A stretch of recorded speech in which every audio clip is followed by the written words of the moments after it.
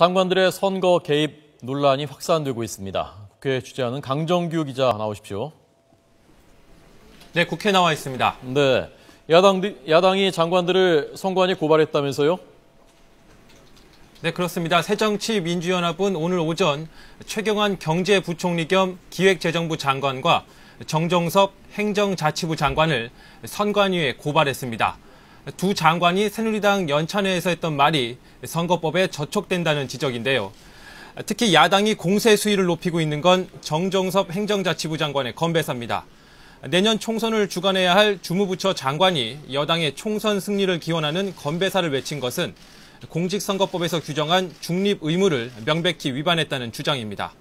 최경환 부총리의 경우 경제 활성화를 통해 총선에 도움이 되도록 하겠다는 취지의 발언을 문제 삼았습니다.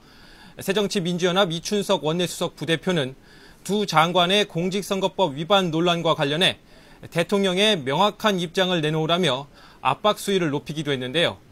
새누리당 지도부는 진화에 나섰습니다. 원유철 원내대표는 정 장관의 건배사 논란에 대해 내년 총선의 주무장관으로서 표현이 적절치 못했던 건 사실이라면서도 갑작스레 건배사 제의를 받고 덕담 차원에서 한 말이었다며 두둔했습니다.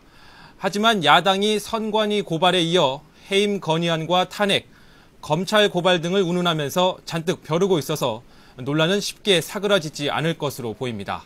네. 자, 이제 총선이 8개월 남았는데 의원 숫자 몇 명으로 할지, 선거구 어떻게 나눌지 이 문제는 오늘도 결론 내리지 못했다고요? 네, 그렇습니다. 국회 정치개혁특별위원회는 오늘 의원 정수와 선거구 획정 기준에 대해 최종 합의를 시도했지만 또 실패했습니다. 지난 20일과 25일에 이어 이번이 세 번째인데요. 이에 따라 오늘 오전에 예정됐던 정개특위 전체 회의도 취소되는 등 사실상 파행이 계속되고 있습니다.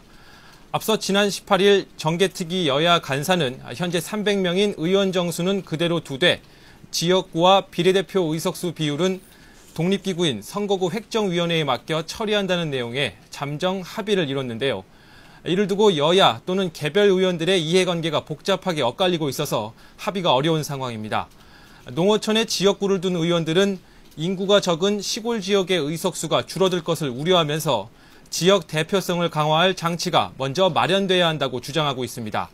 또 비례대표 의석이 축소될 경우 불리해지는 정의당은 지역구와 비례의석의 비율에 대한 결정권을 선거구 획정위에 넘기는 것을 강력히 반대하고 있습니다.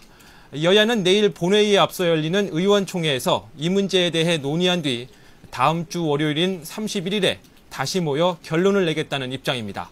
지금까지 국회에서 YTN 강정규입니다.